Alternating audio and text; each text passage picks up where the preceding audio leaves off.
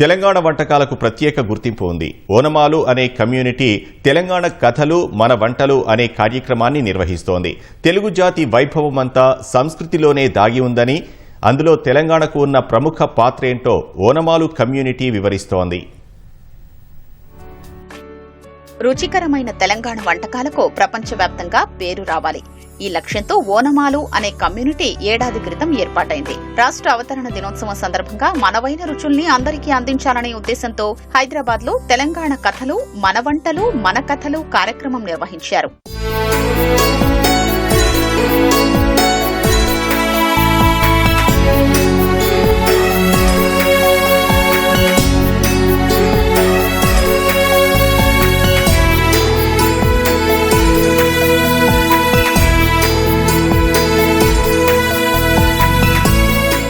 అసలు తెలుగు భోజనం, తెలుగు సంస్కృతి, తెలుగు రచనలు, సాహిత్యం, దీని గురించి తెలుసుకోవాల్సిన చాలా ఉంది. ఇంకా జపనీస్ ఫుడ్ తెలుసు, మనకి చైనీస్ ఫుడ్ తెలుసు, కానీ తెలుగు భోజనం ఎంతమందికి తెలుసు, తెలుగు లిటరేచర్ ఎంతమంది తెలుసు అన్న ఒక క్వశ్చన్ నుంచి వచ్చిన పట్టుదలతో స్టార్ట్ అయిన కార్యక్రమం ఓనమాలు. తెలుగు రాష్ట్రాల్లోనే అన్ని గడపలు మేము విజిట్ చేసి అసలు ఇంత ఉంది తెలుసుకోవాల్సింది, చెప్పాల్సింది, ఎందుకు ఇంకా మనం చెప్పలేకపోతున్నాం అన్న దాంట్లో 30,000 కిలోమీటర్లు తిరిగిన తర్వాత ఈ రోజు తెలంగాణ కథలు అని ఒక చాప్టర్ స్టార్ట్ చేసాం మనం.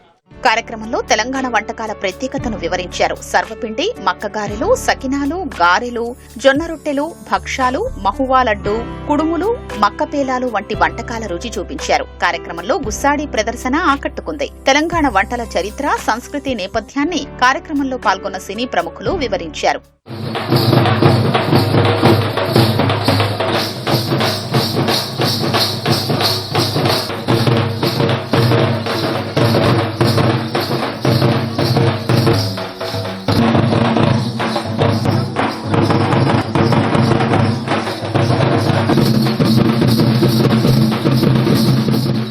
ఆల్ టేస్ట్లో నాకు డెఫినెట్లీ సర్వపిండి అనేది నా ఫేవరెట్.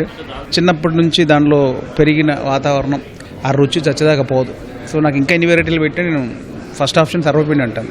మన కల్చర్ని పిల్లలకు గుర్తు చేయాలి. నా వరకు అయితే నేను ఇంకోరికి సలహా ఇవ్వను, కానీ నేను డెఫినెట్లీ నా కిడ్స్కి నా రూట్, నా జర్నీ, నా వాతావరణం, నా రుచి అన్ని వాళ్ళకి చెప్పడం నా బాధ్యత. మన తెలంగాణ వంటలు కానీ, తెలుగు వంటలు కానీ, దాని గురించి వివరంగా చెప్పడం కానీ, తర్వాత చేయడం కానీ, ఇక్కడ డిస్ప్లే చేయడం కానీ చాలా బాగుంది. అండ్ అంటే ఇవన్నీ స్కూల్లో కూడా తీసుకుపోవాలని ఉంది నాకు. ఎందుకంటే వాళ్ళంతా మర్చిపోయి ఏమైనా ఈ కుర్కురేలు, ఈ పిజ్జాలు, బర్గర్లు అది పోయింది, ఇంకా వేరే ఏవో కొత్త రకాలు తింటున్నారు.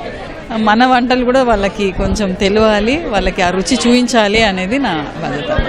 మలేషియాలో కూడా చాలా ఆర్ట్ ఫామ్స్ ఇంట్రడ్యూస్ చేశాను. ఫుడ్ కూడా దాంట్లో ఇప్పుడు సర్వపిండి ఎప్పుడైతే ఏదైతే ఇక్కడ చెప్తున్నారో ఇవన్నీ నేను మూవీలో ఆల్రెడీ పెట్టేశాను కాంటెక్స్ట్లో. సో ఇవన్నీ ఇన్కార్పొరేట్ చేశాను ఎంతవరకు అవుతాయి అన్ని. బట్ ఇక్కడికి వచ్చిన తర్వాత ఇంకా చాలా ఉన్నాయి. ఫస్ట్ టైం ఇవి టేస్ట్ చేస్తుంటే చాలా ఆనందంగా ఉంది. హోప్ఫుల్లీ ఇంకా చాలా మందికి ఎక్కువ తెలుస్తుంది. ఆదిలాబాద్ గిరిజన మహిళలు తయారు చేసిన మహువా, ఇప్ప పువ్వు చేసిన లడ్డూను ఇటీవల ప్రధాని మోదీ అభినందించారు. ఈ లడ్డూ ఆదివాసీ గిరిజన మహిళల్లో రక్తహీనతను తగ్గించడమే కాకుండా మిగతా వారికి కూడా పోషకాహారంగా మారింది. ప్రభుత్వ బాలికల గురుకుల పాఠశాలల్లో మహువాను అందిస్తున్నారు.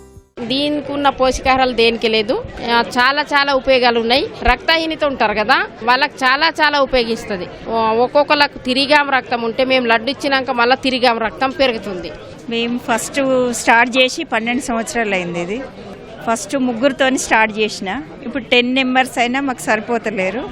అంటే నేను 10 మందికి హెల్ప్ చేయాలని చేస్తున్నా. నేను అంత దూరంకి వెళ్ళి వచ్చినప్పుడు మాకు బాగుంది అంటే మాకు కూడా కొంచెం సంతోషం కదా. మన సంస్కృతి, సంప్రదాయాలు, వంటకాల గురించి భవిష్యత్తులో మరిన్ని కార్యక్రమాలను నిర్వహించేందుకు ఓనమాలు కమ్యూనిటీ సిద్ధమవుతోంది.